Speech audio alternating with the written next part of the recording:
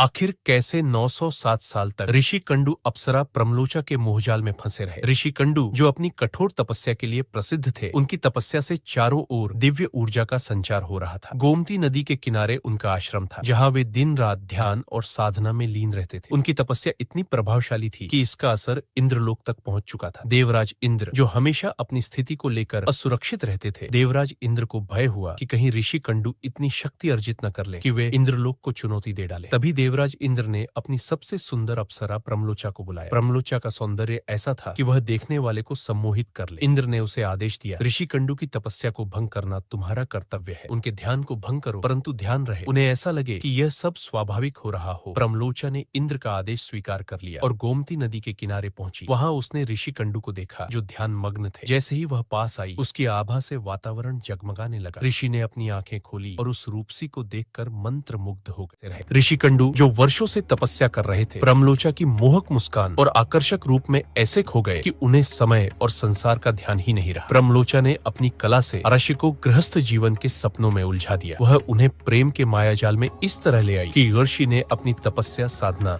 और लक्ष्य सब भुला दिया। इंद्र ने अपने प्रभाव से समय की गति को धीमा कर दिया। ऋषि को यह महसूस हुआ जैसे उनके साथ सब कुछ अभी अभी शुरू हुआ है, लेकिन वास्तविकता में सालों साल बीतते गए। ऋषि को ऐसा लगता रहा जैसे बस कुछ ही दिन गुजरे हैं। 707 वर्षों के बाद एक दिन अचानक ऋषि को अपनी पूजा का ध्यान आया। उन्होंने प्रमलोचा से कहा, मैं अभी पूजा करने जा रहा हूँ। प्रमलोचा हंसते हुए बोली, 907 वर्षों से तो आप मेरे साथ गृहस्थ जीवन बिता रहे हैं। पूजा पाठ का ध्यान आज आपके मन में अचानक कैसे आया? ये सुनकर ऋषि आश्चर्य में पड़ गए। उन्हें लगा कि यह संभव ही नहीं है। प्रमलोचा ने ऋषि को सच बताया और इंद्र की योजना का खुलासा कर दिया। उसने कहा, देवराज, इंद्र ने मुझे आपकी तपस्या भंग करने के लिए भेजा और मैं अब अपने कर्तव्य से मुक्त होकर स्वर्ग लौटना चाहती हूँ। ऋषि कंडू यह सुनकर स्वयं को धिक्कारने लगे। उन्होंने अपने जीवन के हजारों वर्षों को प्रमलोचा के मोह में व्यर्थ गंवा दिया था। उनकी तपस्या, उनका लक्ष्य और उनका सब कुछ खो गया। प्रमलोचा ने उनसे विदा ली और स्वर्ग लौट गए। अब ऋषि कंडू ने निश्चय किया कि वे अपने इस गलती की भरपाई करेंगे। उन्होंने फिर से तपस्या करना आरंभ की। उनकी तपस्या पहले से भी अधिक कठोर थी। उन्होंने अपने मन,